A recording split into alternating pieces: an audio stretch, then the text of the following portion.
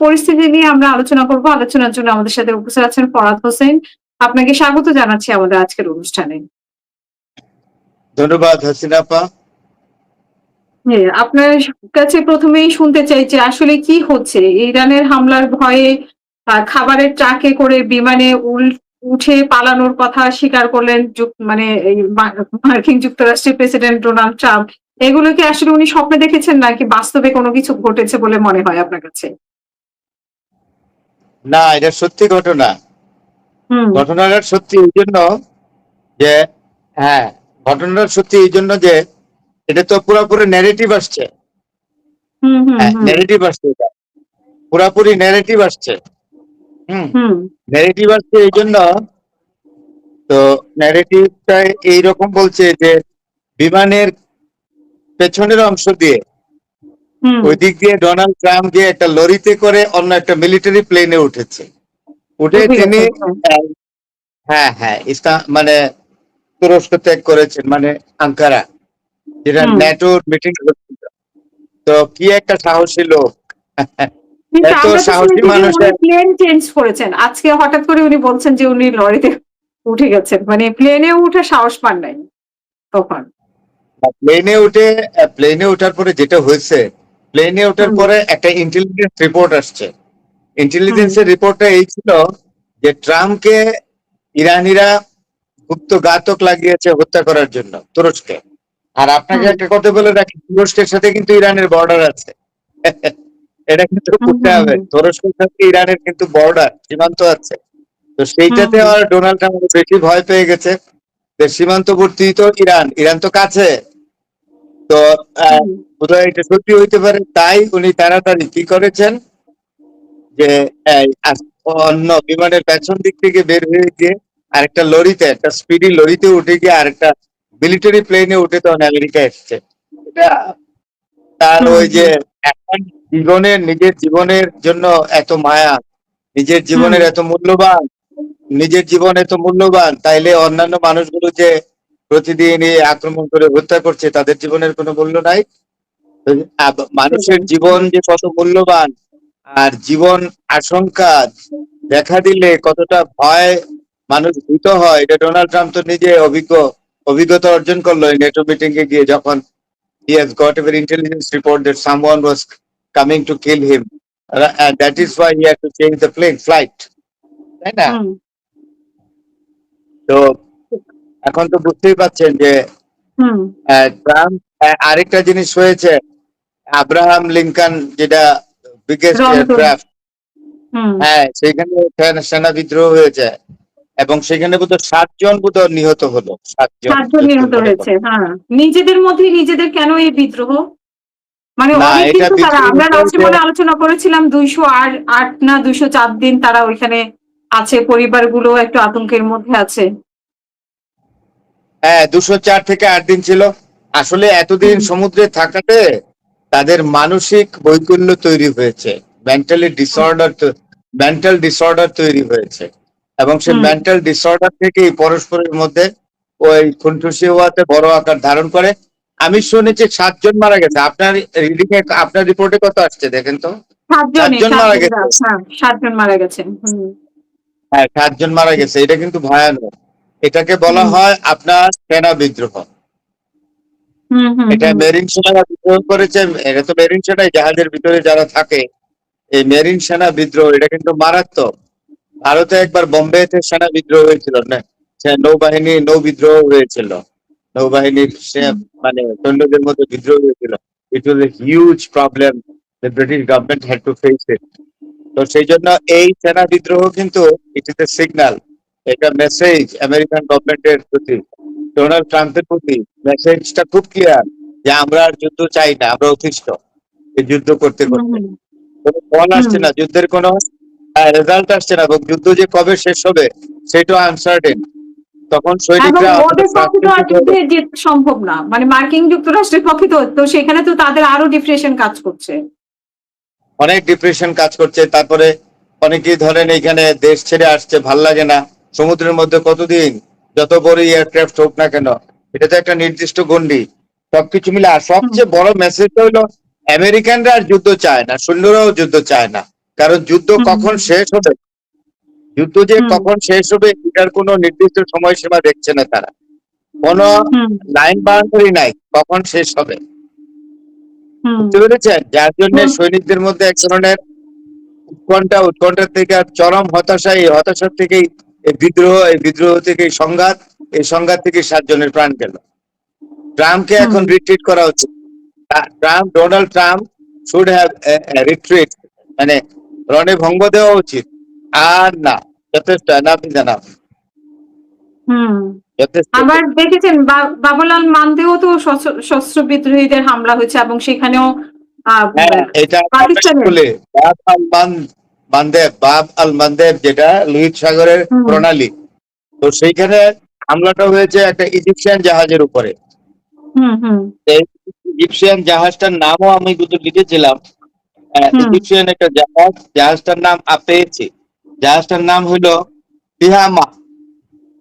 হ্যাঁ, তিহামা হুম, জাহাজ, এটা ইজিপ্টের, মিশরের। হুম, এই জাহাজে মিশরে লোকজন মিশরে মারা হয়ে গেছে। গেছে। এটা কিন্তু এখানে লোকজন 6 জন, 6 জন মারা গেছে। 3 জন 6 জন পাকিস্তানি, পাকিস্তানি, 1 জন 3 জন ইন্দোনেশিয়ান, পাকিস্তানি। 2 জন ইয়েমেন। হুম, 3 জন পাকিস্তানের আর 2 জন ইয়েমেনের, তারা হলো মানে উদ্ধারকারী 2 জন, আর একজন হলো ইন্দোনেশিয়ান। এই 6 জন মারা গেছে। সুতরাং হুম, আমার কথা হলো, হুতিরা তো অ্যাটাক করছেই, হুম, বাবল মানদেব। তো অ্যাটাক করে সৌদি আরব কি করছে?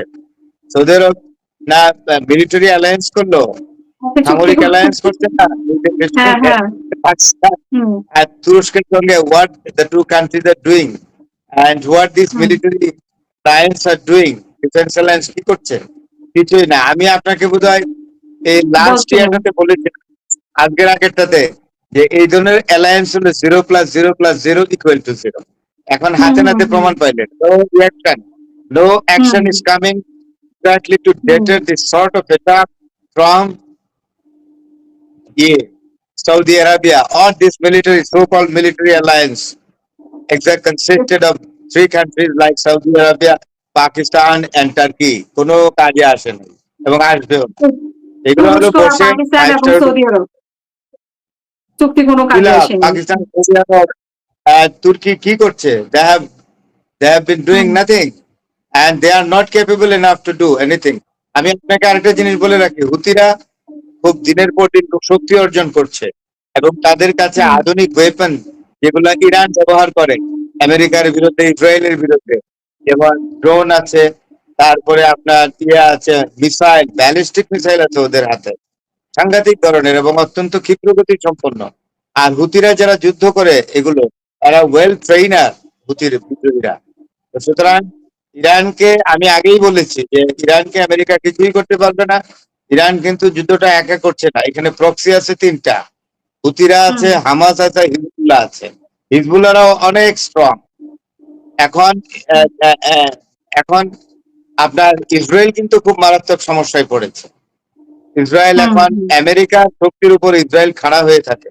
এখন ইসরায়েল পাগলের মতো বলছে একাই ইরানের বিরুদ্ধে যুদ্ধ করবে। এখন এই 6 মাসের যুদ্ধে আপনার কি ধারণা, একা ইসরায়েল, আমেরিকা ছাড়া ইসরায়েল ইরানের সাথে পারবে আর এই প্রক্সিগুলোর সাথে পারবে? হামাস, হুতি এবং হিজবুল্লাহর সাথে তিনটা তিনটা প্রক্সি আর একটা গোটা দেশ ইরান, এই 4টা শক্তির সাথে ইরান, তো আমার মনে হয় ইসরায়েল পেরে ওঠার কোনো কারণ আছে, অন্তত এই গত 6 মাসের যুদ্ধে সেটা বলে না। এই মানে যুক্তরাষ্ট্রই তো পারলো না, সেখানে ইসরায়েল কি করে সম্ভব নাকি ইসরায়েলের পক্ষে? আর হ্যাঁ, আমরা ইসরায়েলের পক্ষে সম্ভব না, ছোট্ট একটা দেশ। তাছাড়া এই দেশগুলো যতই বলেন না কেন, আরব দেশগুলো তো আর ইসরায়েলকে ফিজিক্যালি সাহায্য করবে না। ইসরায়েলের পক্ষে গিয়ে কি এই আরব রাষ্ট্রগুলো, জর্ডনই বলেন, জর্ডন এবং আরব আমিরাত তো খুবই ক্লোজ ইসরায়েলের, যা আমরা হুম, দেখছি রিডিং এ। কিন্তু এই দুটা দেশকে ফিজিক্যালি ব্যাটেল গ্রাউন্ডে, যুদ্ধক্ষেত্রে কি মানে ইসরায়েলকে সহযোগিতা করবে ইরানের বিরুদ্ধে? No and never. Hmm, hmm, এখন সিরিয়াতেও তো আক্রমণ করছে ইসরায়েল। তো সেখানে তো আমরা দেখলাম যে সিরিয়ার উপর সেখানে আবার চেকপোস্ট সিরিয়ার উপর আক্রমণ কেন করবে? সিরিয়ার তো ইয়া আহমেদ এল চেকপোস্ট বসিয়েছে নাকি? আহমেদ এল সারা তো চুক্তি করছে সিরিয়ার প্রেসিডেন্ট। হুম ইসরায়েলের সাথে একটা গোপন চুক্তি করছে, সামরিক চুক্তি। তো তাইলে হুম সিরিয়াতে কেন ইসরায়েল আক্রমণ করবে? আমি তো বুঝলাম না। সিরিয়ার সিরিয়ায় একটা তো জায়গা সেটা তো দখল করে রাখছে। সিরিয়ার যে এই হ্যাঁ যে হ্যাঁ হ্যাঁ গোলান হাইটস দখল করে রাখছে না, সিরিয়ার গোলান পুনেরটা হাইটস অঞ্চলের গ্রামীণ দখল করে এলাকায় রাখছে হামলা ইসরায়েল। চালাইছে পুনেরটায়। যখন আহমেদ আল সারা কি চুক্তি করলো, তাইলে ইসরায়েল আক্রমণ করে কেন সিরিয়ার উপরে? আমি পাই না এই রিপোর্টটা এখনো। আচ্ছা, এখানে বলছে কুনেরটায় একটা হামলা চালাইছে এবং সিরিয়ার ওই প্রদেশে কুনেরটায় ও একটি স্থানে ইসরায়েলি সেনারা একটি অস্থায়ী সামরিক চেকপোস্ট বসিয়েছে বলে খবর পাওয়া গেছে। এটা হচ্ছে middle east IA middle east IA হ্যাঁ, নিউজ। চেকপোস্ট বসাইতেই পারে, কারণ কি হুম হুম এখন যে সিরিয়ার যে সরকার, সে তো ইসরায়েলের তল্পিবাহক, আহমেদ আল হুম সারা, হুম হুম জি ফরাদ তাই ভাই। না? হ্যাঁ, জি, তারপরে তল্পিবাহক।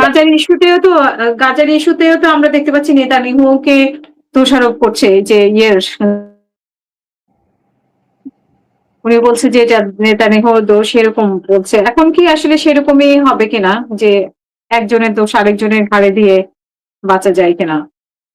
না দেখুন, এইগুলা হুম অ্যাকচুয়ালি কোনো কাজে আসবে না, এই জন্য যে আমেরিকা যুদ্ধে হেরে গেছে। এইটা আমেরিকার যে আপনার অনেক সেনেটরও আছে এটা বলছে, তো অনেক হুম সেনেটর এটা বলে যাচ্ছে না, আপনি দেখছেন না যে এখানে একজন আর সেনেটর তো বলেছেন, ইন্ডিয়ান সেনেটর এই যে চাক সুমার, তার নামটাও হুম পেয়েছি আমি, চাক সুমার বলেছে যে ডোনাল্ড ট্রাম্পের উদ্দেশ্যে বলেছে যে আপনি যুদ্ধে হুম হেরে গেছেন, আপনি যুদ্ধে হেরে গেছেন, কারণ হেরে যাওয়ারই কথা। কারণ ইরান আক্রমণ করার আগে আপনি পরিণতি চিন্তা করেন নাই, আপনি অত্যন্ত বিশৃঙ্খল ভাবে যুদ্ধ শুরু করেছেন, আপনার কোনো শৃঙ্খলা ছিল না যুদ্ধে যাওয়ার আগে। তাই হুম হুম বিশৃঙ্খল ভাবে আমেরিকা এই যুদ্ধে নেমেছে। ইরান অত্যন্ত সাজানো গোছানো ছিল আগে থেকেই, ইরান হুম প্রিপেয়ার ছিল, ইরান জানতো যে যে কোনো সময় ইরানের উপর আক্রমণ আসতে পারে, হুম সেই জন্য তারা খুব প্রস্তুত ছিল। তো এইখানে এইখানে যিনি যে চাক সুমার যিনি বলেছেন সেনেটর, উনি মার্কিন সেনেটের সংখ্যালঘুদের নেতা। তো সংখ্যালঘুদের নেতা হিসেবে উনি বলেছেন যে এই যুদ্ধ হুম আমেরিকার অর্থনীতিকে একেবারে সাংঘাতিক খারাপ পর্যায়ে নিয়ে যাচ্ছে। আর সবচেয়ে বড় কথা যেটা, উনি এই সন্দেহটা করার পরেই কিন্তু এই নৌ বিদ্রোহে 7 জন সেনা মারা গেল আমেরিকার। উনি বলেছিলেন হুম হুম যে আমেরিকান সৈন্যরা এই ইরান যুদ্ধে যে মোতায়েন আছে তাদের জীবন অত্যন্ত সংখ্যাপূর্ণ, হুম তাদের জীবনের কোনো নিরাপত্তা নাই, যে কোনো সময় তারা বড় ধরনের ক্যাজুয়ালিটি ফেস করতে পারে। তো সেটাই তো হুম হলো, এখন সেনা বিদ্রোহ হয়ে 7 জন মারা গেল।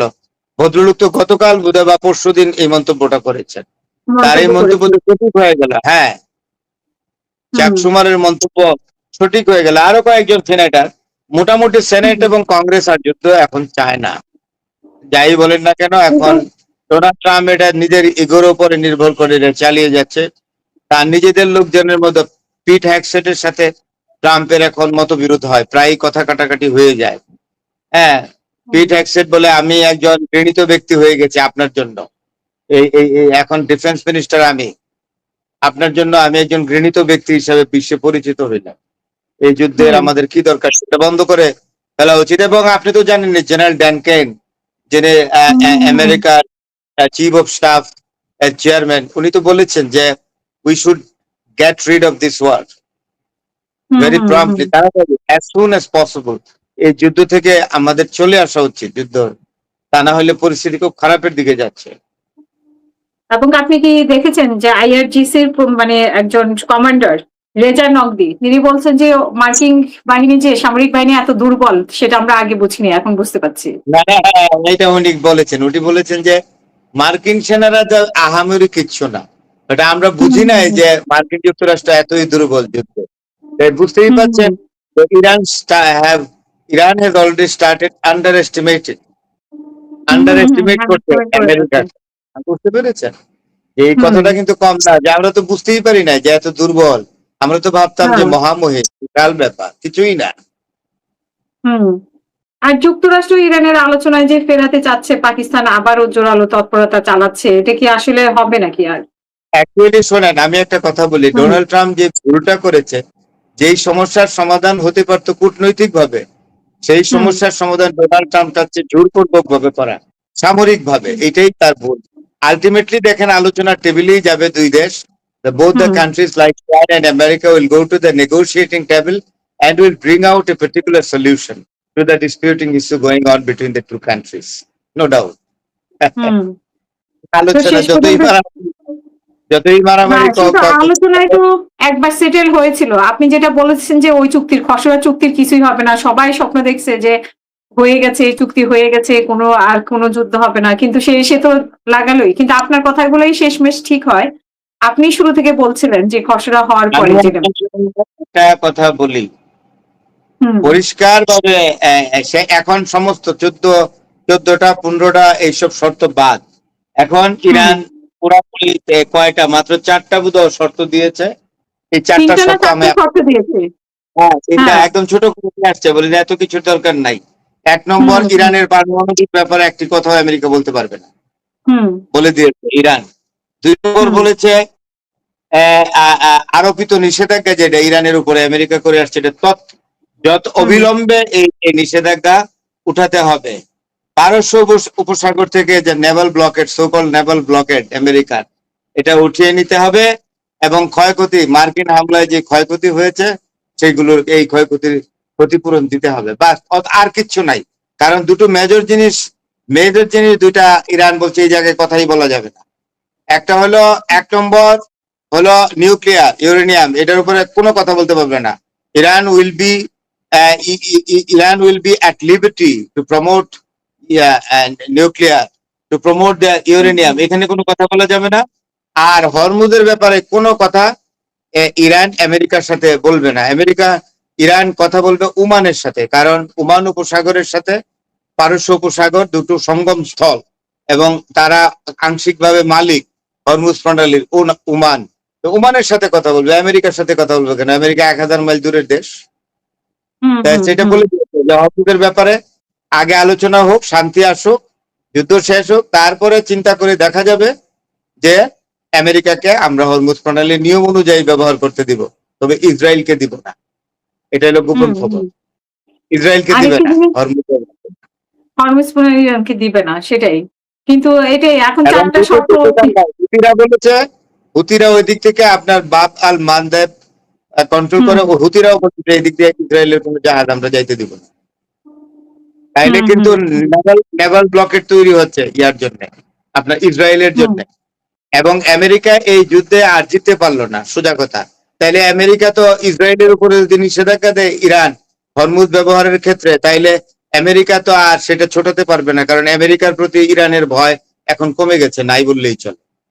নাই বললেই চলে। হ্যাঁ মানে আইআরজিসির একজন মুখপাত্র, মানে মুখপাত্র না, হ্যাঁ মুখপাত্র, কমান্ডার মোহেব্বিন, উনি বলেছেন যে এই যুদ্ধের মানে সর্বশেষ যুদ্ধের আগে ওদের পারস্য উপসাগরে মার্কিন সামরিক উপস্থিতি মানে মার্কিন যুদ্ধ জাহাজ থাকতো 30 থেকে 40টি, বাট এখন নাকি একটিও নাই। তো উনি বলতেছে না, যে এটা দুটো এটা জাহাজ তো আগে জেরাল্ড ফোর্ড আগেই চলে গেছে। আর হ্যাঁ যেটা ছিল এটা হলো Abraham Lincoln. Abraham Lincoln Afghan ছিল এইটার মধ্যে বিদ্রোহটা হয়েছে। আসলে আমেরিকা এখন গুটিয়ে নিচ্ছে, এছাড়া আর উপায় নেই। আমেরিকা ইজ টেকিং হ্যাঁ preparation to declare the end of the war. যুদ্ধ শেষ প্রস্তুতি নিচ্ছে আমেরিকা এখন, হুম হুম হুম তো সেই ক্ষেত্রে বুঝছেন? ওরা যেটা বলার চেষ্টা করছে যে মানে এটা তো তারা পরাজিত হয়েইছে, চরম মানে পরাজয় মানে অলরেডি হয়ে গেছে, শুধু এখন ঘোষণা দেওয়া আর কি। তারপরে আবার কি আলোচনায় আমি এটা বসবে আগেই তারা তো এখন বলেছি যে আমেরিকা ভূপ্রাকৃতিক ভাবেই আমরা চিন্তা করেছিলাম যে যারা এই বিষয়টা নিয়ে, এবং জিয়াং তো ভালো বলেছিলেন যে চাইনিজ প্রফেসর যিনি কানাডায় অধ্যাপনা করেন, প্রফেসর জিয়াং আগে থেকেই ইরানের ভৌগোলিক বৈশিষ্ট্য, ইরানের মিলিটারি ক্যাপাসিটি, ইরান জাতি হিসাবে ইরানের যে বৈশিষ্ট্য এবং ইরানের যে রেসিস্টিং পাওয়ার, সবকিছু হুম কিন্তু ওই ভদ্রলোক, বিখ্যাত ব্যক্তি, কম বয়স, আমাদের চেয়েও কম, কিন্তু তার প্রচুর পড়াশোনা।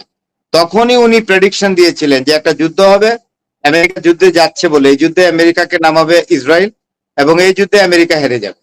এবং হেরে যাওয়ার কারণগুলো উনি একটা একটা করে ব্যাখ্যা দিয়েছেন।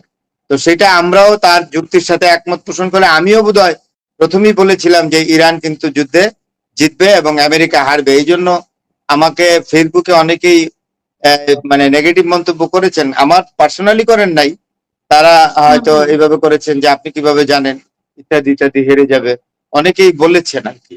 তা আমি বলেছি হুম, যে বিভিন্ন পরিবেশ পরিস্থিতি সবকিছু মিলিয়ে বলে যে ইরানের সাথে আমেরিকা যুদ্ধের টিকে থাকতে পারবে না এই উপসাগরে, তাই হয়েছে। জি ফরহাদ ভাই, এবং তাহলে এখন পৃথিবী আমরা পরিবর্তন হয়ে যাবে হাসিনা আপা। হুম, হুম, হুম, হিসাব নিকেশ সব পরিবর্তন হয়ে যাবে এর মাধ্যমে। এই যুদ্ধের পরে, এই যুদ্ধের পরে পৃথিবী পুরা যে ক্ষমতার ভারসাম্য, পাওয়ার ব্যালেন্স, যেটাকে বল ব্যালেন্স অফ পাওয়ার ওয়ার্ল্ডের, এটা পরিবর্তন হবে, জিও পলিটিক্যাল চেঞ্জ আসবে, অর্থনীতির উপরে চেঞ্জ আসবে, ডলারকে চ্যালেঞ্জ করবে রোবল, তারপরে আপনার এই ইউরোপিয়ান ইউনিয়নের মুদ্রা, তারপরে এখানে আছে এমনকি ইরানিয়ান মুদ্রা ডলারকে চ্যালেঞ্জ করবে। এবং ইরান এই যুদ্ধের পরে আগামী 10 বছরে ইরান অর্থনৈতিকভাবে সাংঘাতিক শক্তিশালী অবস্থানে গিয়ে পৌঁছবে। এবং আবার এক সময় যেমন আমাদের দেশ থেকে লোক ইরানে যাইতো কাজ করার জন্য, আবার ইরানে হুম, যাওয়া শুরু করবে। ম্যান পাওয়ার ইরান তখন কালেক্ট করবে সারা পৃথিবী থেকে। হুম, ইরান 10 ইয়ার্স হুম, এর মধ্যে শীর্ষস্থানে পৌঁছে যাবে অর্থনীতি, এবং জিওপলিটিক্যাল চেঞ্জ আসবে সাংঘাতিক ভাবে। একটি প্রতিবেশী রাষ্ট্র, আমাদের একটি প্রতিবেশী রাষ্ট্র বেকায়দায় পড়বে, কারণ তারা মুনাফিকি করেছে, তো এটার ফল হুম, তাদের ভোগ করতে হবে। ইরান ছেড়ে কথা বলার দেশ না, খালি যুদ্ধটা শেষ হোক, তখন আপনি তামাশা দেখবেন। হুম। বুঝতে তাহলে তো পারছেন তো? অনেক কোন কিছুরই অনেক দেশটা? পরিবর্তন হবে। ইসরায়েলকে হ্যাঁ, ব্ল্যাঙ্ক চেক দিয়েছিল যেই দেশ, দিয়েছে। আমাদের পাশের দেশ যুদ্ধ হ্যাঁ, শুরুর আগের দিনে তো ওনার যুদ্ধের সাথে পরেই দেখবেন, আমরা দেখা যুদ্ধের আগের দিনেই তো আমরা দেখলাম যে সমুদ্রের এক্স্যাক্টলি, পাড়ে এবং দেখলাম। আপনি এবং সেই দেশটির কর্মরত অনেক লোক ইরানে আছে, তারা বোধহয় আস্তে আস্তে অনেকেই চলে আসতেছে, পুরোটাই চলে আসবে। এবং শুধু তাই নয়, ইরান যখন যুদ্ধে জিতে যাবে, তখন হুম, মধ্যপ্রাচ্যে তারা, ইরান কিন্তু আরেকটা শর্ত দিয়েছে, এটা বলতে হয়ে গেছে, যে ইরান আরেকটা হুম, শর্ত দিয়েছে আমেরিকাকে, যে মধ্যপ্রাচ্যে অর্থাৎ উপসাগরীয় দেশগুলোতে তার যেই সামরিক স্থাপনাগুলো আছে, মিলিটারি বেস, সব উঠিয়ে নিতে হবে আমেরিকাতে। তখন ইরান দর কষাকষিতে আসবে। তখন ইরানের হুম, সাথে যারা মুনাফিকি করছে তাদের কিন্তু অবস্থা খারাপ হবে। ইরানের পাতে ভাত খেয়ে সেই পাত্র ছিদ্র করে দিয়ে এসছে, এটার ফল ভালো হবে না। ইরান ভদ্র জাতি, সভ্য জাতি, ইরান কখনোই অন্য জাতিকে আক্রমণ করে না, কিন্তু নিজের ঘর আক্রান্ত হলে, 2 নম্বর কেউ যদি অহেতুক কারণে বিশ্বাসঘাতকতা করে, ইরান তার কঠোর জবাব দেয়। এবং ইরান জবাব দেওয়ার সক্ষমতা এখন অর্জন করেছে, এটা সারা বিশ্ব এখন দেখছে। হুম, হুম, হুম। তো সেই ক্ষেত্রে আমরা আসলে এখন দেখার অপেক্ষা। কিন্তু আগে যে কথায় কথায় ডোনাল্ড ট্রাম্প হুমকি দিত, সেই হুমকিটা কিন্তু এখন আর নাই। যে শেষ করে দিবে, বিলীন করে দিবে, মাটির সাথে মিশিয়ে দিবে ইরানকে। না, এইসব এখন আর কথা সেই ওনাকে এখন ট্রাম্পের এইসব বুলি এখন শিকায় উঠিয়ে রাখতে হবে। হ্যাঁ, এখন এখন তো ওনাকে আর দেখে বলেনি। সবাই হাসে। Trump has hmm, become a লাফিং স্টক, একটা হাস্যকর লোকে পরিণত হয়েছে। এবং যে কোনো কথা বললেই মানুষ বিশ্বাস করে না, যে এমনিতেই বলে। লোকটা তো আসলে হুম, হুম, হুম, মানসিকভাবে সুস্থ না, সেই জন্য পাগলের প্রলাপ বলে, তার কথা গুরুত্ব দিও না। আমেরিকার হুম, প্রেসিডেন্টের যদি ওজন, ওয়েট এতটাই কমতে কমতে শূন্যের কোটায় গিয়ে পৌঁছেছে, ওয়ার্ল্ডের কোন হুম, হুম, দেশ, কোন জাতি এই মানুষটাকে এখন আর বিশ্বাস করে না। এবং আমেরিকান জাতি যারা অত্যন্ত সেন্সিটিভ, তারা, আমেরিকা অনেক সভ্য মানুষের বসবাস, অনেক বুদ্ধিজীবী বুদ্ধিমান মানুষ, দেশপ্রেমিক, তারা কিন্তু এই ডোনাল্ড ট্রাম্পের এই আচরণে, ডোনাল্ড ট্রাম্পের, তারা খুব লজ্জিত বোধ করে। এই আমেরিকার হুম, সচেতন নাগরিকের প্রতিদিন লজ্জিত হয় এই লোকটার এই হুম, পাগলের প্রলাপের জন্য, যার কোনো 2 পয়সার মূল্য কোনো দেশ দেয় না। আপনি হুম, দেখেন না, ইটালির প্রাইম মিনিস্টার মেলোনি হুম, পাত্তাই দিল না ট্রাম্পকে, কোনো পাত্তা দিল না। সেটাই। স্পেনের হুম, প্রধানমন্ত্রী দেয় নাই, কোনো পাত্তা দেয় নাই। তো সুতরাং এই আমকি ধমকি এই করবেন, এটা তো আর ভেনিজুয়েলা না, ইউরোপের দেশগুলো এখন ইরানের মতো একটা প্রাচ্যদেশীয় রাষ্ট্র যখন আমেরিকাকে বিট করে ফেলেছে যুদ্ধে, তো এখন ইউরোপের দেশগুলোকে আমেরিকাকে আর ভয় পায় বলে নেটোতে ফাটল ধরছে। এবং পুতিন খুব কমিটেড, পুতিন নেটোতে একটা ভাগ তৈরি করবে, নেটোকে ডিভাইড করে ফেলবে পুতিন হুম, হুম, মিলিটারিলি। হুম, সেটা মিলিটারি ক্যাম্পেইনের মাধ্যমে। রাশিয়া অনেক শক্তিশালী দেশ, Putin can do it by military campaign, দেখবেন নেটো আলাদা হয়ে যাবে। পূর্ব ইউরোপের দেশগুলো নেটো ছেড়ে রাশিয়ার দিকে ঝুঁকবে, তখন আমেরিকার শক্তি সারা বিশ্বে আরো কমবে। হুম এখন এবং রাশিয়া তাইওয়ান নিয়ে ইউক্রেনে ওই জি যে শেষ কথা আছে কথায় না, একদম মৃত্যুর, শেষ করি আমি, হুম মানুষ যখন একদম মরণের শেষ প্রান্তে এসে পৌঁছে, তখন সে একটা দুই চারটা লাভ লোভ দেয়, হ্যাঁ, বা চিৎকার করে, সেরকম অবস্থা হয়েছে। আমেরিকা এখন তাইওয়ানকে বলছে যে তোমরা পিটি প্যারেড শুরু করে দাও, এমন একটা ভাব দেখাবা যে চায়নার বিরুদ্ধে তোমরা লড়বা, চায়না যদি তোমাদের অ্যাটাক করতে আসে। তো পরশুদিন দেখলাম যে এই তাইওয়ানের কিছু সৈন্য পিটি প্যারেড করতেছে, তারা মিলিটারি করতেছে, এক্সারসাইজ করতেছে। তো আমার খুব হাসি পাইলো, আহারে, কথা আছে না, পিপিলিকার পাখা গজায় মরিবার তরে, আগুনে পুড়িয়া মরিবার তরে। তো এখন তাইওয়ানের হয়েছে এই দশা, যে ইরান মধ্যপ্রাচ্য, যে আমেরিকা মধ্যপ্রাচ্যকে রক্ষা করতে পারলো না ইরানের আক্রমণ থেকে, সেই আমেরিকা কি তাইওয়ানকে রক্ষা করে দিবে? চায়না যদি তাইওয়ান নিয়ে নেয়, এখন সময়ের ব্যাপার, it is the matter of time. China will take Taiwan as one of the portions of the land of, yes, China. চায়নার একটা চায়নার অংশ হিসেবে ঘোষণা দেওয়ার বাকি মাত্র। আর তারা যে এত করছে, আপনার পিটি প্যারেড করতেছে, মিলিটারি এক্সারসাইজ করতেছে তাইওয়ানের লোকগুলা, চায়না তো কিছু করা লাগবে না। চায়না 4 থেকে 5টা এয়ার স্ট্রাইকিং করবে ফার্স্ট তাইওয়ানের উপরে, তাইপের উপরে, তাইওয়ানের রাজধানী তাইপের উপরে করবে, 5টা বিমান হামলা করবে, কঠিন বিমান হামলা করার পরে দেখবো যে তাইওয়ানের কি অবস্থা, মানে তাইওয়ান একদম ঘাড় মোটকে পড়ে যাবে। আস্তে করে চাইনিজ সৈন্যগুলো বর্ডার ক্রস করে একদম তাইওয়ানে ঢুকে বলে যে তাইওয়ানের যে গভর্নমেন্টকে টপল করে দিবে, নামো, এটা এখন আমাদের একটা প্রভিন্স, তাইওয়ান চায়নার একটা প্রভিন্স। এখন আমেরিকা শেষমেশ তাইওয়ানের বিরাট ক্ষতি করে ফেলতেছে। এটা কনফেডারেশন করার সুযোগ ছিল, এটাও হবে না, ডাইরেক্টলি চায়না নিয়ে নিবে তাইওয়ান। তো শেষ পর্যন্ত যুক্তরাষ্ট্রের কাছে এই যে ইউক্রেন বলছে যে আবেদন করছে, জেলেনস্কি আবেদন করছে রাশিয়া এবং শেষ ইউক্রেনের পর্যন্ত যুদ্ধ বন্ধ করতে। থাকেন, এখন রাশিয়া বসে ইউক্রেন থাকেন, যুদ্ধের বন্ধ করতে। অপেক্ষা করেন, ওয়ান ফাইন মোর দেখবেন যে যুদ্ধ শেষ হয়ে গেছে। না না, আমি রাশিয়া ইউক্রেনের যুদ্ধের কথা বলতেছি, তারাও তো প্রচুর যুদ্ধ বন্ধ করার, রাশিয়া ইউক্রেনের যুদ্ধ তো বন্ধ করতে চাচ্ছে এখন না, জেলেনস্কি। রাশিয়া তো বলেছিলাম রাশিয়া ইউক্রেন নিয়ে নিবে, তো ইউক্রেন রাশিয়া না নিলে রাশিয়ার নিরাপত্তার সমস্যা, এটা সিকিউরিটি প্রবলেম রাশিয়ার, কারণ ইউক্রেন নেটোর সাথে যুক্ত হতে চায়। ইউক্রেন নেটোর সাথে যুক্ত হওয়া মানে হলো সাংঘাতিক, রাশিয়ার নিরাপত্তার জন্য হুমকি স্বরূপ।